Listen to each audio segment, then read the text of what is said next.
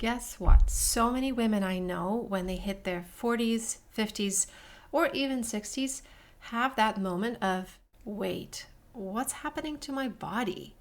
Maybe the energy dips, or your sleep is off, the weight creeps up, especially around the belly. The brain fog moves in, there are new aches and pains out of the blue, or GI issues that seem to come out of nowhere, or maybe it's even a new diagnosis. If that's you, if your body doesn't respond the way it used to, you're not imagining it. And I totally see you and hear you. When I turned 40, it honestly felt like the warranty has expired on my body. Things really shifted. The energy, the digestion, the sleep, it all felt off. And the frustrating part is that everyone, including your doctor, says, it's just menopause or it's just normal aging. And you walk away without answers. But deep down, you know there's more to the story. What if it's not just hormones or aging or stress? What if it's something else that's quietly driving all these symptoms behind the scenes? I am here to tell you there is another layer that no one is really talking about, and that's chronic inflammation. It's the hidden thread connecting so many midlife symptoms. And that's exactly what we're unpacking here today. In this video, I'll break down what inflammation actually is, what the root causes are, and most importantly, what you can do about it. Because once you understand it, you can absolutely start to reverse it. So if you are noticing these changes, make sure to hit subscribe and tell me in the comments what you've been feeling lately. What topics would you like for me to break down in more detail? I read every comment, and truly your questions and stories will help shape what I create on this channel for you. Let's start with the important truth, because not all inflammation is bad. It actually gets bad rep, but inflammation is one of the body's most powerful survival tools. We need it. Like when you cut your finger in the kitchen, or you roll an ankle, or catch a virus, or fight off bacteria, inflammation is the process that turns on a little fire alarm in your immune system. And then your body responds by sending in helper immune cells to that area that's hurt to clean up, to heal, to protect the area. And then when the job is done, the alarm turns off. And that's called acute inflammation. The bottom line is that inflammation itself isn't the enemy. And the goal for us isn't to quote unquote fight inflammation. That isn't the correct phrase to use. The goal is to have a healthy on-off switch. And so chronic inflammation, that's when that switch is always on. That's when the fire alarm doesn't shut off, even when there's no real emergency. And that's the deeper layer that we're talking about today. And plus, in midlife, as we age, that on-off switch gets a little sticky. So we have to help our body dim that on switch with very specific changes and lifestyle habits and diet. And most women don't realize that that's what's happening. All they know is that their body is starting to feel different and nothing seems to work the way it used to. And unfortunately, when we do go to the doctor for answers, we are often told that it's just menopause, deal with it, live with it, it's just aging. And yes, estrogen plays a role because when it drops, we lose some of its natural anti-inflammatory protection. But that drop doesn't cause everything. It just turns up the volume on what was already brewing underneath. What's being dismissed at the doctor's office are those earlier signs, earlier quiet signals of chronic inflammation. And it's absolutely not because our doctors are incompetent, far from it.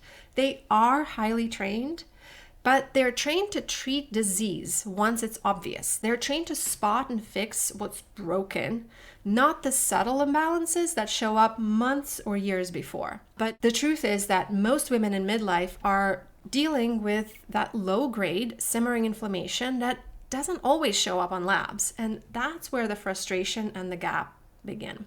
And those early sparks, you don't see them necessarily, but you feel them as fatigue, bloating, weight gain, joint pain, brain fog, all the symptoms that we talked about already. And the thing is, if those early sparks are not addressed, they can grow into something much bigger, like autoimmune issues, thyroid problems, or metabolic changes that make weight loss feel nearly impossible and that may actually turn into metabolic disease. But here's the good news. 1, chronic inflammation is not permanent. 2, once you understand what's fueling it and how to address it, you can absolutely calm it down naturally, gently, consistently. And 3, this is where the root cause whole body approach comes in. And this is exactly what I'll be sharing with you here on this channel. So let's dive into those root causes of inflammation. Let's start with the one that affects everything, and that is your gut health. You may or may not know it, but your gut is your immune system's command center. About 70% of your immune cells live there.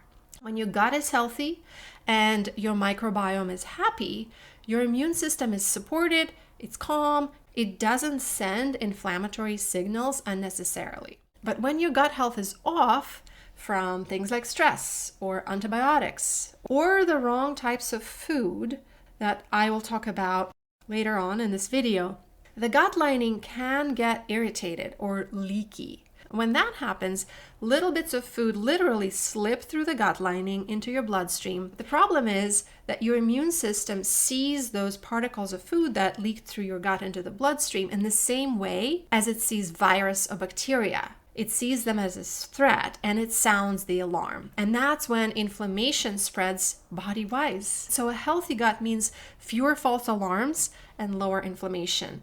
So there are a few things that can help promote healthy microbiome and gut health. It's about adding prebiotics and probiotics to your diet. Prebiotics are fiber-rich foods that actually feed good gut bacteria. Foods that contain prebiotics are things like garlic, onion, bananas. There's a few others that I list in the resource that I link in a description below. Probiotics are the actual good gut bacteria themselves that can be found in things like yogurt, kefir, sauerkraut, pickles, and I recommend having them not necessarily in pill form, but naturally through these foods that I mentioned.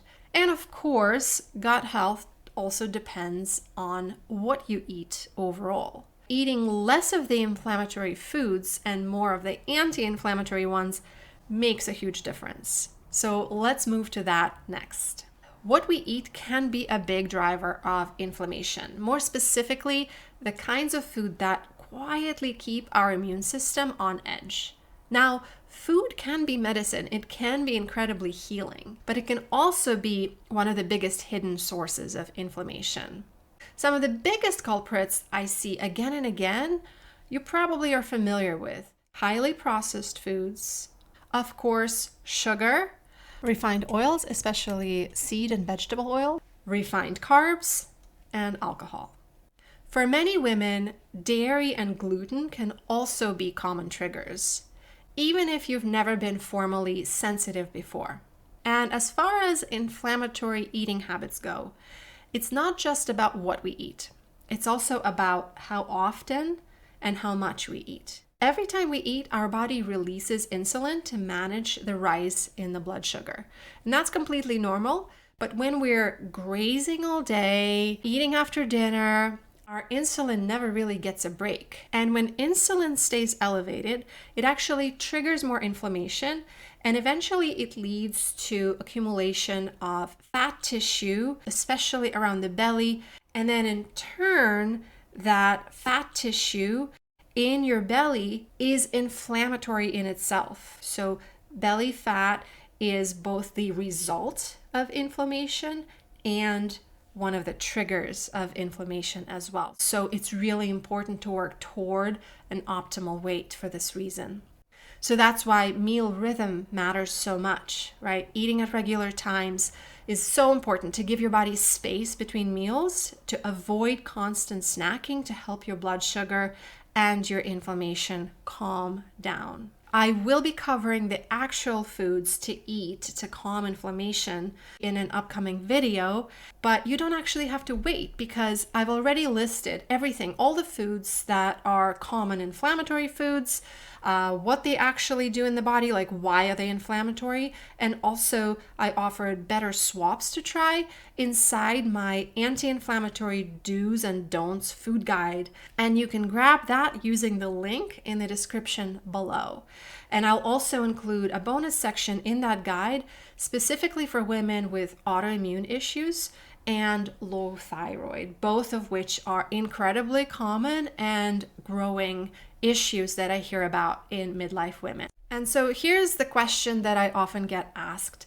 Do I have to exclude or eliminate these foods forever? And the answer is not necessarily. It's really not about restriction. It's not about perfection. It's about awareness. For most women, once chronic inflammation starts to calm down, you can gradually reintroduce moderate amounts of these foods as long as the other pieces of anti-inflammatory living are dialed in. What am I talking about? What are the other pieces of anti-inflammatory living? This brings me to the next set of root causes of inflammation, which are not often talked about.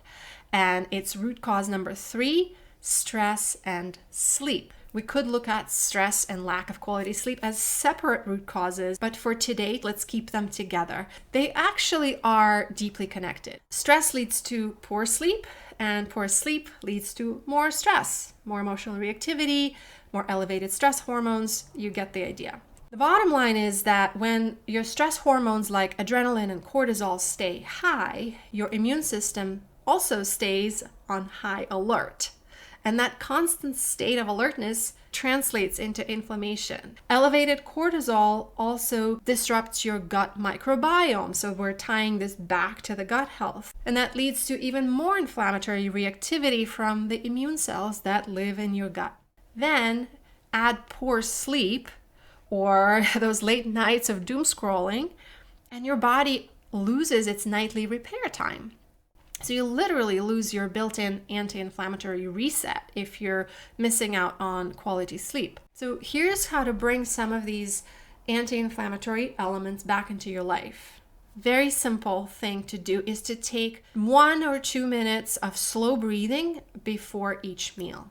I also encourage you to eat your meals without looking at your phone. This can reset your nervous system and can help your body shift into rest and digest mode. Give that a try. I also invite you to start and end your day with silence instead of your phone. When you wake up, just sit and breathe for a minute. Your phone can wait. Your nervous system doesn't know the difference between being chased by a lion or scrolling through stressful news. It just feels on. It turns on the inflammatory alarm signal. And do the same before you turn out the lights. Unplug from screens an hour before bed. This will allow your nervous system to calm down. Think of every good night's sleep as your free anti-inflammatory treatment. And think of every moment of mindfulness as your dimmer switch on inflammation. Now, the last root cause I want to mention today is something that no one talks about. It's lack of movement. Here's the thing. Inflammation loves stagnation. It loves our sedentary lifestyle, whereas your body was actually designed to move. When it doesn't, everything slows down. Your circulation, your lymphatic flow, your detox pathways. Without movement, inflammatory signals linger longer. Movement really isn't about burning calories. Your muscles aren't only for strength building. They actually talk to your immune system. When you move, your muscles literally release special molecules that help turn off inflammation. And even gentle movement like walking, stretching, dancing in your kitchen helps switch off inflammation. It helps calm cortisol, which is an inflammatory hormone, and it helps regulate those insulin spikes, which can be inflammatory as well. Plus, Movement helps clear your lymphatic system, right? Your lymphatic system is your body's drainage network that works really hard to get rid of pathogens in the body. Your lymphatic system doesn't have a pump like your cardiovascular system has the heart as a pump to move blood through the body. Lymphatic system purely depends on your daily movement to move metabolic debris out of the body, viruses and bacteria, so that your immune system can stay supported. And here's the best part about movement. You don't need long, tough, grueling workouts. In fact, this is important. Workouts that are too intense can actually spike cortisol, and that adds to inflammation. So there's no need to push yourself in CrossFit or spin classes if they're leaving you drained. Instead, gentle, consistent movement is what's most anti-inflammatory for you, like brisk walking, swimming, light jogging, yoga. And also you want to add strength training a few days a week. Building muscle will help your body regulate its insulin spikes, which we talked about as inflammatory and leading to the formation of belly fat. And also, as we build muscle, that muscle tissue literally communicates anti-inflammatory messages to the body. So there you have it. Those are the 4 big root causes that we covered today: poor gut health, inflammatory foods, stress and lack of quality sleep, and not enough movement. Remember, these areas of your wellness don't work in isolation. Even if you eat the anti-inflammatory foods from the guide that I provide below, but you're not managing your stress, you're not prioritizing sleep, you're spending the most of your day sitting, it really cancels out all the effort you're putting into the anti-inflammatory eating. And in midlife, especially with less estrogen's natural anti-inflammatory support, it becomes even more important to nurture your body in this holistic way. It's important to befriend your body so that it can become your friend again. It's important to create an environment where your body can cooperate with you so you can feel vibrant, strong, energized, pain-free, and comfortable at home in your body again. And once you start supporting your body this way, the key is consistency, because consistent action is what's going to lead to a lasting transformation. And if it's consistency that you struggle with, then you're gonna love this video. Make sure to watch this video next, where I break down why willpower doesn't work for healthy habits and the strategies that actually work instead. Thanks so much for watching. I hope you found this video and the guide below really helpful, and I'll see you in the next video.